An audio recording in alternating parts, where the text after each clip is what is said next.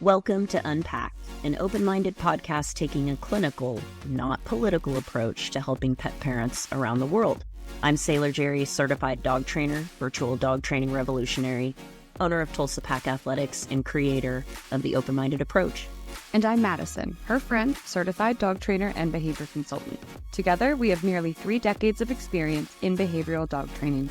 We've been working with real dogs and the humans who love them to create solutions to problematic behaviors that feel too big for them to tackle on their own. In this episode, Mattison and I are chatting with one of the open-minded approach interns who donated a daily 4-week one-on-one training program to help one of our guests kickstart their training journey. We'll give you a quick reminder about the dog-human team we'll be unpacking and dive into the actual training that the guest went through. And of course, we'll let you know how they're doing and what's next for their training this year. If you haven't yet been introduced to the case in previous episodes, feel free to go back and listen to those first, or jump right in. Settle in with us and unpack. We are so excited to get to do a brand new episode type and talk to you about the actual training that we were able to provide to the guests this year. And today we have Jordan here. And Jordan, this is something that Jerri and I have had many a chuckle about behind the scenes, in that the 2 podcast guests, one right in my own backyard, right in the Philadelphia area, and Jordan is too. But no, I matched the one local to the trainer that lives across the world. And because really Jordan is the perfect person to have been helping Julia and John get to know Scott in a whole new way. And Jordan, I'm so grateful to have you here, to have you as a part of the community, and to be able to watch the way that you connected the dots for them was really, really special. Thank you. I'm super excited to be here. How did you get around Tulsa Pack? How did all this start for you? It's an important part of the story, I think. So I think actually that Mattison had mentioned this was part of the reason why she wanted me to work with Scott, because I started with Tulsa Pack training my own dog, who happens to be very sensitive in a lot of the same ways that Scott was. And when I went through the program with my own dog, I just fell in love with training in general, and it carried me through. And now I am a professional trainer myself. I love that story. I just wanted you to tell it. It's just I mean, that's the ultimate, that's the ultimate, like, to me, paying it forward. You know, where you were just so inspired and felt so moved that now you want to be able to do that for other people is exactly what we're doing here. So I love that. Thank you for helping us represent that. Well, you 2 are the ones that made me, so. Well, that would explain some things. Just kidding. I might have been the first client, to apprentice, to intern. Not going to be the last. Right? This is something I actually was talking about. I actually don't know who, but with somebody the other day about there's a lot of, I think, negativity around the recent influx of trainers in the industry. And I think that's because you do see a lot of the highlights on social media being the razzle-dazzle, being the really performative style of training. But for every person that is entering the industry in that way and for those reasons, I think we have somebody like Jordan who is really being pulled into it by a deep desire to share what they learned. And Jerri, that is your spirit, right? I learned something. Come on, everyone. Come along with me on the journey. Wearing fringe and tassels and teaching. Yeah, well, that's how we learn as human beings. We learn something and then we turn around and we teach it, and it solidifies in us even more. And just to remind everybody out there of the wonderful Scott, they had some very particular goals, Julia and John did, because Scott is the most sensitive, and we've dealt with lots of sensitive, but he is the most sensitive dog I think I've probably ever encountered.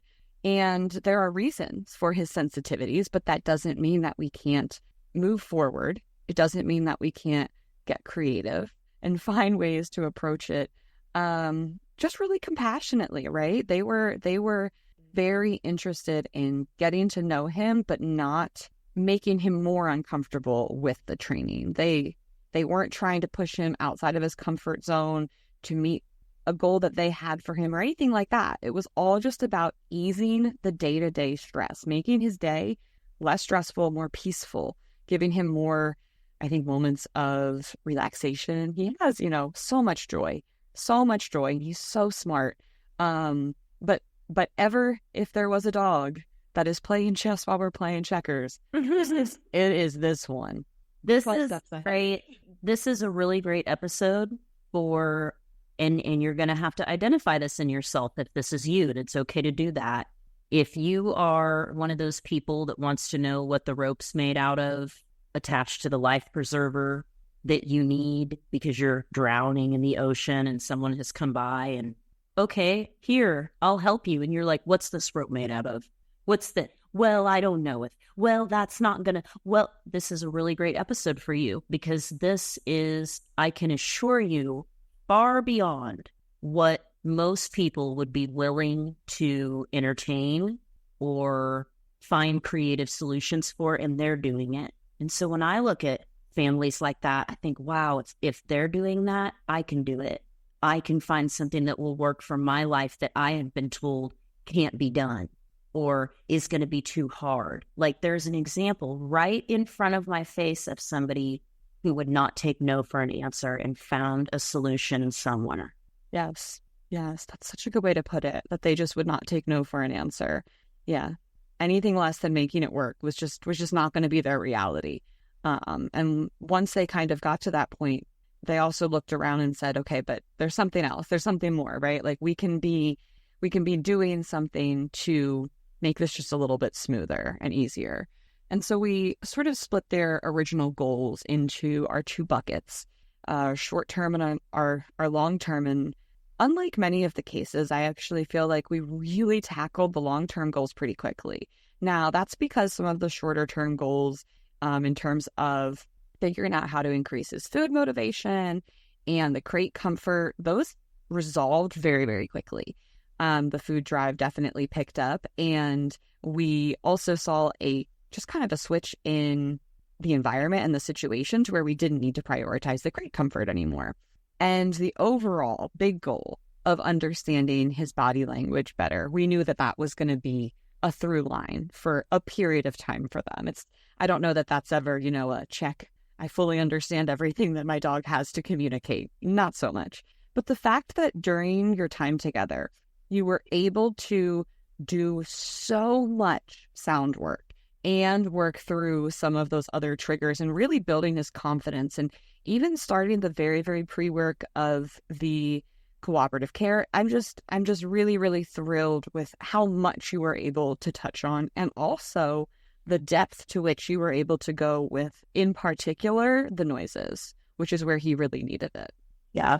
I think that the noises were actually the majority of the problem because he really had an issue with noises, even like the tiniest detail of like them getting up and walking away from him. The sound of creaking from the floor was triggering for him.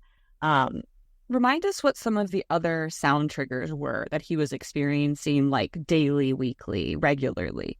The first one I believe that was worked on was the soda can. He did not like the sound of the soda can opening. It's such an interesting one, yeah. He went through that really, really quick. And then from there, we worked on the sound of a shirt whipping and everything in the kitchen. Every noise that happens in a kitchen, from taking a knife out of the knife block to opening and closing a cabinet, chopping vegetables on a cutting board. And we didn't touch on all of those noises. We touched on as many as we could, but I think that they have the patience and a really, really good framework to handle the rest of them moving forward. It was one thing that was just eye-opening and amazing about Julie and Scott was their level of patience, and John, sorry, their level of patience was just, I have never. Yeah. And this is a dog, again, that is so many steps ahead. He's a shepherd. That one experience, one event, right, in terms of cutting something on the on the cutting board in That's the what kitchen. I was about to say. I'm like, Has been created. Nice. It's created so many like pre-triggers, right? So it's not just the cutting, it's the opening of the pepper drawer in the fridge versus the cheese drawer, because the pepper drawer means something's going to be chopped, and the knives coming out of the chopping block, and the cabinet opening where the cutting board is kept. All of that happened over time. I'm sure it started with just, oh, he doesn't like when peppers are chopped, right? But because he is so far ahead of us and picking up on, so I know he's just. That was my favorite thing about that dog. I was like, oh, he's mad that the chopping. He doesn't want chewing bad at chopping. Cataloging everything that happens in the precise order that it happens, and getting stressed out earlier and earlier in the process. And that also kind of bled over into the separation anxiety, or, was the same pattern that sort of built his nervousness at, well, at first I'm getting nervous because I'm watching them walk through the door. But now I know before they walk through the door, they grab their coat. And now I know before they grab their coat, they put on their shoes. And that's true for many dogs with, isolation distress or separation anxiety or anything like that. But Scott was very rapidly understanding what was happening before. And so you just have to kind of take it with intention, right, Jordan, and break them down. And what was maybe either the first thing that you tackled related to all of the chopping, or maybe what was the hardest part of that? The hardest part for Scott was maneuvering into the actual physical noises. When it came to using the sound from the computer, he would move through it quick, like really fast. It really didn't seem to bother him at all, almost to the point where I was like, well, why are we using a computer? Because he doesn't care about it. The first thing I noticed about Scott was when he got to a point where he was ready to move forward to the next raise of the criteria, he would bark for them to start the session. He was just be trying to record for me, and he would just be in the background, his little guttural shepherd bark, just like, come on, do it, let's go. And so when it came to moving to the physical noise, that's when he would start to struggle. And Scott was sensitive in the way that I think he struggled because he, unlike other dogs, he couldn't kind of move out of the way.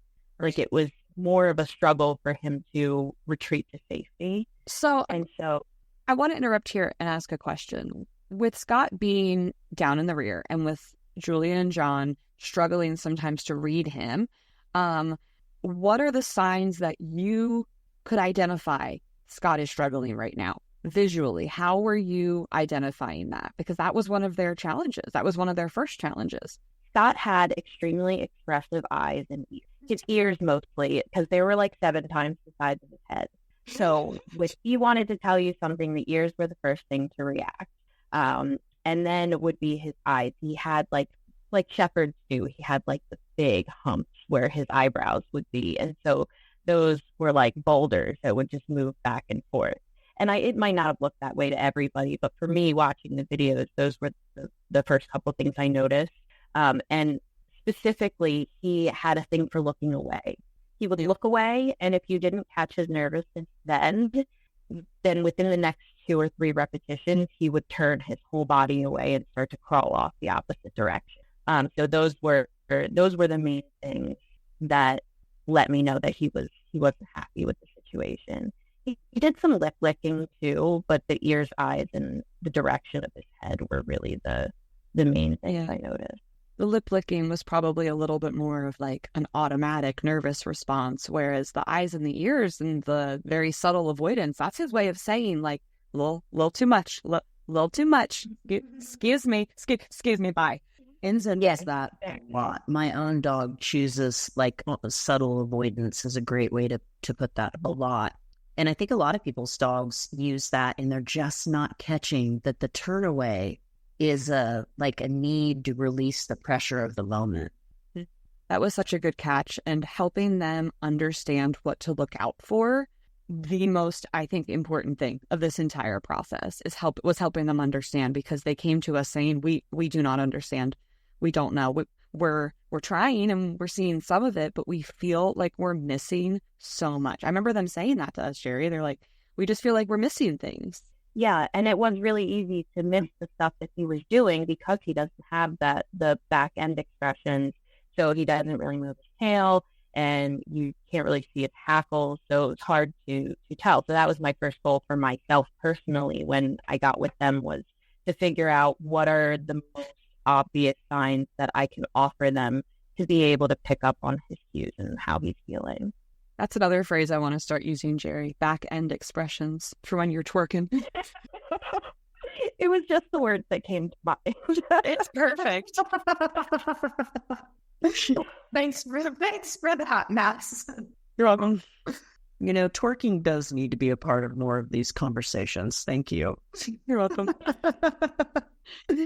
So what were some of the biggest wins as you were going through the training with them? Just in general, seeing Scott be happy and excited about the session and knowing that, okay, he's perfectly fine here and we can push him a little bit.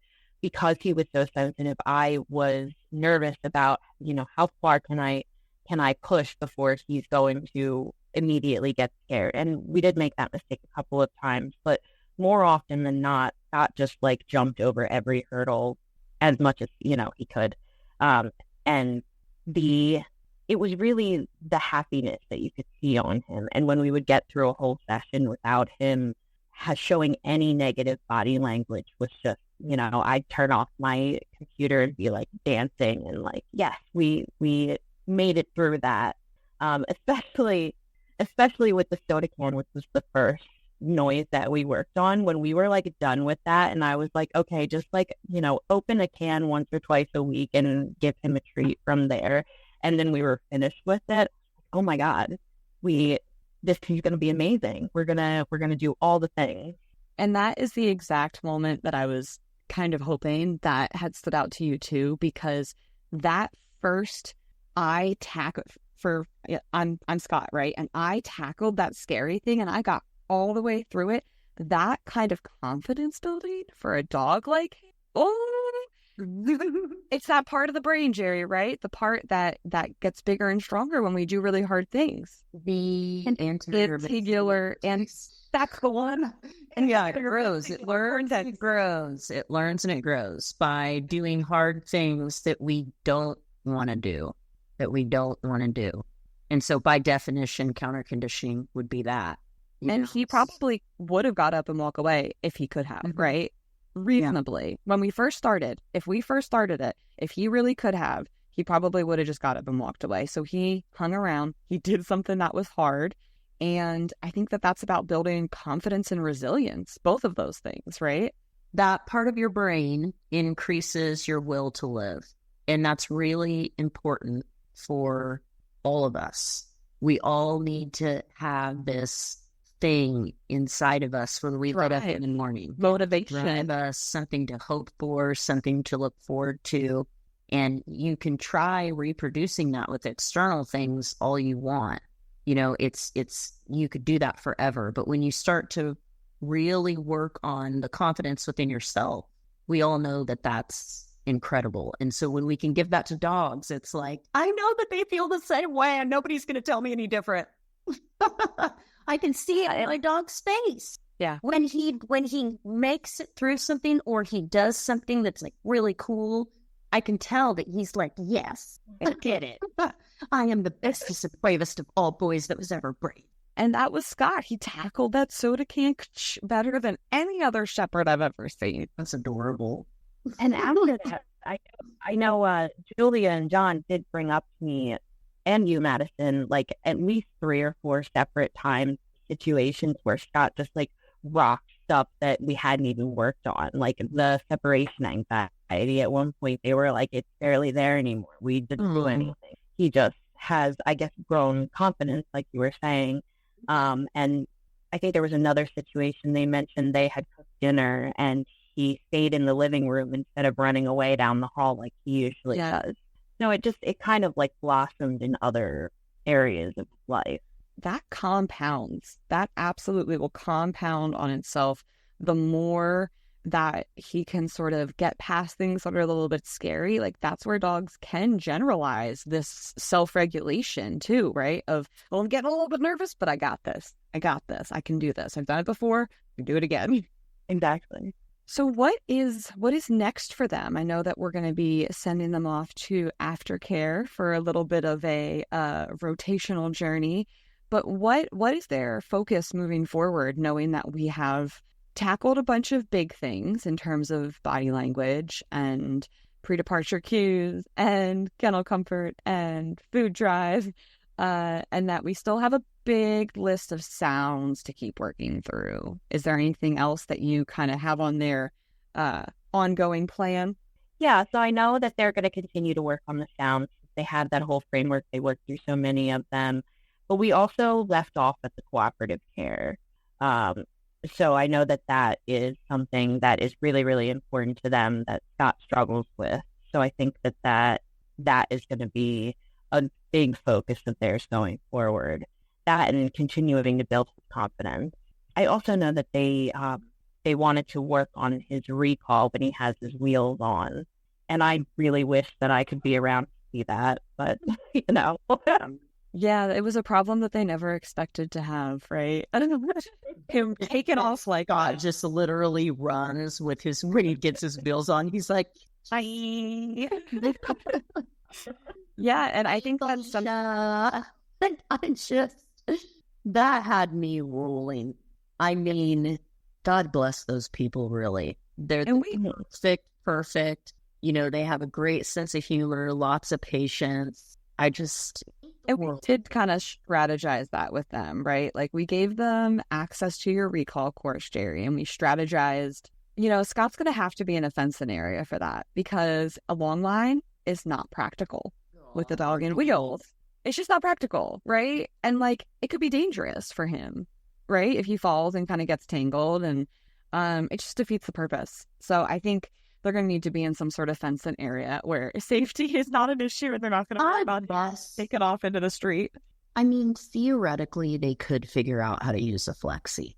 Or a something like between two trees that has something that's, I have a client right now that has something that like moves in that way. So it would be above. Or moving our arms above our heads, people. Oh, yes. It's up in the air. It's up above him, sort of like a glass. Visually. Not a visual medium. So it's like a zip line, but for a dog on wheels. You know, and I'm glad that you brought up the cooperative care, because this is not a situation where their dog doesn't like having their nails trimmed. And so a couple times a year, they need to go to the vet to get the nails trimmed, and they'd like to be able to do it at home. That's not what this is. This is a dog that needs frequent care at home, frequent grooming care, frequent cleanup situations. And so not doing those things and delaying them is not an option. So we've talked to them about both balancing activities where we can try and create that new emotional response, build the confidence, all of that, create ways that he can initiate processes, all of that. However, on the days when we have to clean Scott because Scott needs to be cleaned, not using those routines in which allow the opt-out, to not muddy them. And so I don't know that their cooperative care training plan is ever going to be a fully cooperative routine. It may be that we have these routines that they still have to do once a week, a couple times a month, whatever it is. And then we are also separately still just trying to make them as minimal stress as we can, and then doing a little bit of additional counter conditioning to try and make him feel a little bit better about it. He's never going to love it. He's never going to love having his nails grinded or having his butt washed after, you know, a Scott event. But we can make it a little bit less stressful on him. A Scott event. I think that's what they called it. I mean, who wants a butt wash after a Scott event? I don't. Not Scott. Not Scott, that's who. Is there anything else, Jordan, that you just want the people out there to know about Scott and Julie and John and what it was like working through this process with them? It was a very educational experience for me. I'm not even going to pretend it wasn't, because it felt Good. almost Good. like it felt almost like I had to kind of throw a lot of my own education away so that I could be more creative with the situation, because I am used to, okay, scatter feeding, okay, redirecting. But those things weren't an option. This was my first experience with a dog who was essentially immobile. So there was a lot of creative solutions to use. Like the first one that comes to my mind is the pads that we had them put on the back of their kitchen cabinet so that they didn't close as loud. And like having one of them down the hall while the other one's in the room with him. Like it took two people to train him in certain scenarios. And so I think the biggest thing that I would tell people about this situation is just don't be afraid to be creative. Think outside of the box. Whatever box you're in, dig out of it and find other solutions. If you have a dog who has a less than typical situation going on. We love the atypical situations. Give me all the complex ones.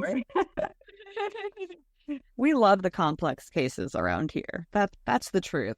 We like a good challenge. We like a good opportunity to approach something differently, try something different. The sideways ways. That's that phrase that I remember from some other episode we were recording, Jerri. Sideways ways. Okay.